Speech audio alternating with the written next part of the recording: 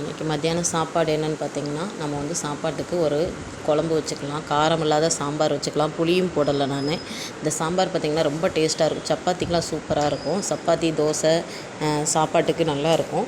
இது பார்த்திங்கன்னா, நான் வந்து ஒரு சின்ன கப்பில் வந்து ஒரு அரை கப் போல் நான் பாசிப்பருப்பு நல்லா கழுவிட்டு வாஷ் பண்ணிட்டு நல்லா கொதிக்கிற தண்ணியில் நான் வந்து போட்டுட்டு, அதுக்கப்புறம் பார்த்திங்கன்னா 2 தக்காளி, 2 பச்சை மிளகா, ஒரு 3 பல் பூண்டு, ஒரு 1/4 ஸ்பூன் சின்ன ஜீரகம் சேர்த்துட்டு, அதுக்கப்புறம் ஒரு பெரிய வெங்காயம் போட்டு கொஞ்சம் மஞ்சத்தூள் போட்டு கொஞ்சமாக சாம்பார் தூள் போட்டிருக்கேன். அதுக்கப்புறம் ஜவுச்சவு அதிலே போட்டுட்டேன். போட்டுட்டு வேக வச்சுட்டேன். வேக வச்சுட்டு அதுக்கப்புறம் வெங்காயம், பச்சை மிளகா எல்லாம் போட்டு கடுகு உளுந்தம் பருப்பு ஃபுல்லாக போட்டு தாளிப்பு போட்டு அதுக்கப்புறம் பார்த்திங்கன்னா நான் இறக்கிட்டேன். சூப்பரான நமக்கு வந்து இது வந்து நீர்க்காயும் கூட அடிக்கடி வந்து நம்ம சவுச்சவு காய் சேர்த்துக்கலாம். அது இந்த மாதிரி செஞ்சு கொடுங்க, குழந்தைங்க விரும்பி சாப்பிடுவாங்க. நான் காய் வந்து பெருசாக கட் பண்ணியிருக்கிறேன்.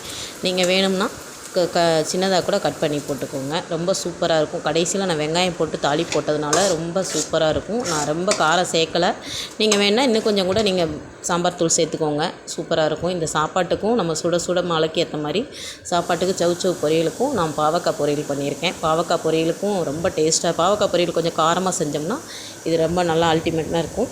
சாப்பிட்டு செஞ்சு பார்த்துட்டு இந்த ரெசிபி பார்த்துட்டு கமெண்ட் பண்ணுங்கள். பாருங்கள், நைட்டுக்கு வந்து இது சப்பாத்தி போட்டு இந்த பருப்பு வச்சு சூப்பராக சாப்பிட்டுக்கலாம். இப்போ நம்ம வீட்டில் சாப்பாடு சுட சுட சாப்பாடு ரெடி ஆயிடுச்சுங்க. அதுக்கப்புறம் ஜவுச்சவு போட்டு பாசிப்பருப்பு போட்டு நம்ம சாம்பார் ரெடி ஆயிடுச்சு. அதுக்கப்புறம் பொரியல் வந்து பாவக்காய் பொரியலுங்க.